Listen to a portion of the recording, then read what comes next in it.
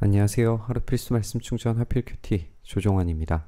오늘 함께 나눌 하나님 말씀은 열왕기상 18장 16절에서 29절까지 말씀입니다. 오바댜가 아합에게로 가서 이 사실을 알리니 아합이 엘리야를 만나러 왔다. 아합은 엘리야를 만나서 이렇게 말하였다. 그대가 바로 이스라엘을 괴롭히는 자요. 엘리야가 대답하였다. 내가 이스라엘을 괴롭히는 것이 아니라 임금님과 임금님 아버지의 가문이 괴롭히는 것입니다. 임금님께서는 주님의 계명을 내버리고 바알을 섬기십니다. 누가 이스라엘에게 고통을 주는가? 라고 하는 이 질문을 이제 하고 있습니다.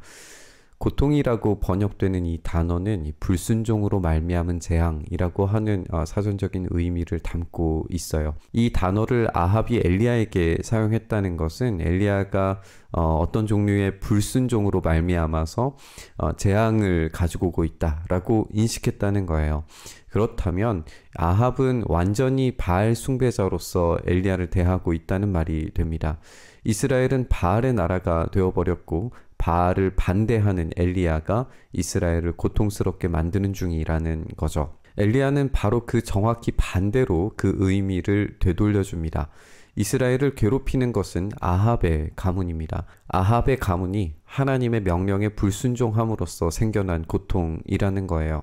이스라엘의 주인은 바알이 아니라 여호와 하나님이십니다. 이제 사람을 보내어 온 이스라엘을 갈멜산으로 모아주십시오. 그리고 이세벨에게 녹을 얻어먹는 바알 예언자 410명과 아세라 예언자 400명도 함께 불러 주십시오. 아합은 모든 이스라엘 자손을 부르고 예언자들을 갈멜산으로 모았다. 그러자 엘리야가 그 모든 백성 앞에 나서서 이렇게 말하였다. 여러분은 언제까지 양쪽에 다리를 걸치고 머뭇머뭇거리고 있을 것입니까? 주님이 하나님이면 주님을 따르고 바알이 하나님이면 그를 따르십시오. 그러나 백성들은 한마디도 그에게 대답하지 못하였다. 이 괴로움의 원인이 누구인지를 밝혀내야 합니다. 그래서 온 이스라엘과 신들의 제사장들이 모두 갈멜산으로 모이게 됩니다. 하지만 이 문제는 왕이나 제사장들만의 문제가 아니에요. 우리가 어제 본문에서 오바댜의 태도에 대해서 나눴듯이 그들이 개인적인 신앙으로 하나님을 선택했다고 하더라도 그들은 언제나 폭주하는 권력자들에 의해서 자신의 신앙을 포기해 버리는 걸 보게 됩니다. 자신 있게 나서서 하나님만을 선택하려는 자들이 보이지 않는다는 거죠. 엘리야는 그들의 이런 우유부단한 태도에 대해서 양쪽에 다리를 걸치고 머뭇거리고 있을 것이냐라고 그렇게 지적을 합니다. 머뭇거리는 행동은 다리에 장애가 생겨서 절개되는 형태를 묘사할 때 사용되는 단어이기도 한데요. 이스라엘은 걸으면서 뛰면서 달려나가야 할 존재들인데 그들이 지금 이 우유부단한 신앙의 선택으로 말미암아서 커다란 부상을 당한 존재가 되어버린 것 같습니다. 그들의 이런 우유부단한 태도야말로 진정으로 괴롭게 만들고 있는 이런 불순종이고 괴로움의 원인이라고 봐야 합니다. 그래서 엘리야는 백성들에게 다시 이렇게 말하였다. 주님의 예언자라고는 나만 홀로 남았습니다. 그런데 바알의 예언자는 450명이나 됩니다. 이제 소 2마리를 우리에게 가져다 주십시오. 바알 예언자들이 소 1마리를 선택하여 각을 떠서 나무단 위에 올려놓되 불을 지피지는 않게 하십시오. 나도 나머지 1마리의 소를 잡아서 나무단 위에 올려놓고 불은 지피지 않겠습니다. 그런 다음에 바알의 예언자들은 바알 신의 이름을 부르십시오. 나는 주님의 이름을 부르겠습니다. 그때에 불을 보내셔서 응답하는 신이 있으면 바로 그분이 하나님이십니다. 그러자 모든 백성들은 그렇게 하는 것이 좋겠다고 대답하였다. 이제 각각 동일한 조건에서 누가 참된 신인가를 증명해야 됩니다. 바알이라고 하는 신이 이 비를 내리는 신인과 동시에 이 구름을 일으키고 천둥을 무기로 사용하는 신이라는 걸 우리가 생각을 해보면 천둥 번개가 마른 장작을 때렸을 때 자연스럽게 불이 일어날 수 있겠죠. 과연 누가 진짜 불을 일으킬 수 있는 신인가를 서로 경쟁하게 됩니다. 그렇다면 이 참된 예언자 또 참된 하나님은 실제로 증명되어야 한다는 것을 공유하고 있어요. 물론 이 증명된다고 해서 곧바로 어떤 믿음과 회심으로 직결되는 그런 것은 아닙니다. 믿음은 사실과 상관없이 얼마든지 일어날 수 있어요.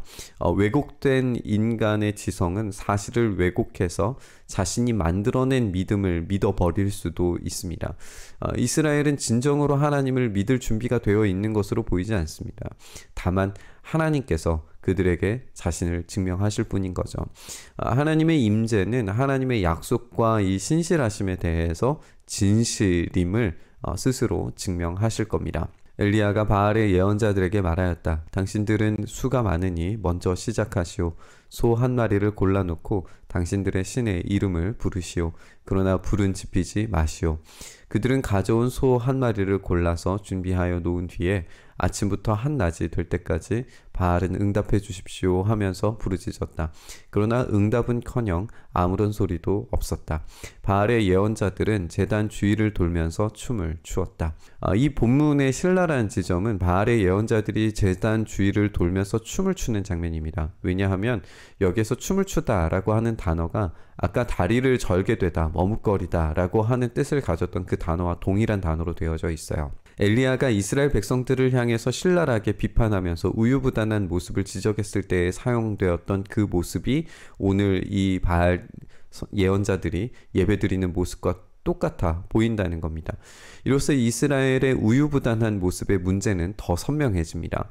그들이 하나님과 바알 사이를 이리저리 옮겨가면서 선택하는 행위 자체가 우상숭배라는 거죠. 한낮이 되니 엘리야가 그들을 조롱하면서 말하였다. 더 큰 소리로 불러보시오. 바알은 신이니까 다른 볼일을 보고 있을지, 아니면 용변을 보고 있을지, 아니면 멀리 여행을 떠났을지, 그것도 아니면 자고 있음으로 깨워야 할지 모르지 않소. 그들은 더 큰 소리로 부르짖으면서 그들의 예배 관습에 따라 칼과 창으로 피가 흐르도록 자기 몸을 찔렀다. 한낮이 지나서 저녁 제사를 드릴 시간이 될 때까지 그들은 미친 듯이 날뛰었다. 그러나 아무런 소리도 없고 아무런 대답도 없고 아무런 기척도 없었다. 엘리야는 바알이 마치 살아있는 존재처럼 그러나 응답하지 않는 존재로 조롱하면서 제사장들을 체근합니다. 그러자 바알의 예언자들은 칼과 창으로 이 피가 흐르도록 몸을 찔러댔다라고 이렇게 이야기하고 있어요. 우리가 율법에 따라서 이 피에는 생명이 있다라고 그렇게 여겨졌습니다. 그런데 그 피를 흘린다는 것은 생명이 소모된다는 말이겠죠. 신적인 임재를 요구하면서 이 생명이 소모되는 과정이 겪어지고 있는 거예요. 우리가 이전의 본문에서 이 사르밧 과부의 아들에게는 하나님께서 생명이 되돌아오게 만드시는 것을 경험했는데 바알은 오히려 그 생명을 빼앗아가고 있는 중이다라는 것을 보여주고 있습니다. 미친 듯이 날뛰는 제사장들의 행위는 이 원어의 표현으로는 예언하다라고 그렇게 되어져 있거든요. 그들은 예언을 했어요. 그런데 그 예언은 거짓 예언이죠. 생명을 빼앗아간 말들이고 몸짓들입니다. 피가 흐르고 사방으로 뿌려짐으로써 이 원색적이고 자극적인 예배가 지금 드려지고 있지만 생명이 수여되거나 불이 내리는 증명은 이루어지지 않습니다. 오히려 생명이 빼앗기고 있는 중인 거죠. 이스라엘의 이런 우유부단함이 우상숭배 행위이고 그 행위가 보여주는 최종적 결과물이 생명의 빼앗김이라고 하는 데에서 충격적입니다. 단호한 결심으로 생명이 있는 하나님을 선택하지 않는다면 우리의 영혼과 삶이 점점 갉아먹히고 거짓 예언과 행위들로 이 시대의 제단에 올려지리라고 하는 끔찍한 이미지를 우리가 발견하게 됩니다. 이 미친 듯한 거짓 예언과 생명을 빼앗아가는 이 거짓 예배는 오로지 십자가 위에서만 반전될 수 있습니다. 거짓 예언과 거짓 예배와 생명을 빼앗는 모든 행위들은 참된 하나님께서 참된 소망과 예언과 예배와 생명의 수여를 십자가 위에서 행하심으로써 뒤집어 놓으셨습니다. 십자가 위에 죽기로 작정하는 자들은 그 길이 험난하여서 때로 절며 기어가며 나아갈지라도 영원한 생명을 수여받습니다.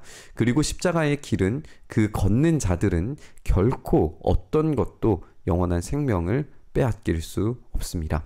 이 생명의 길은 비좁아서 찾는 사람이 적지만 흔들림 없이 선택하는 자들에게 돌아오는 보상은 어떤 것과 비교할 수 없는 것, 이 영원한 생명임을 확신할 하길 바랍니다.